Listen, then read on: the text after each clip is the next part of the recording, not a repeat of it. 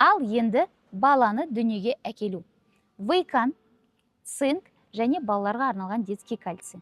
Вейкан сіздің жатырыңыздың серпімділігін арттырады. Яғни баланы дүниеге әкелер кезінде жатырыңыз оңайлықпен ашылады және тез жиырылады. Себебі вейканның құрамында бета-каротин майы бар және витамин Е бар.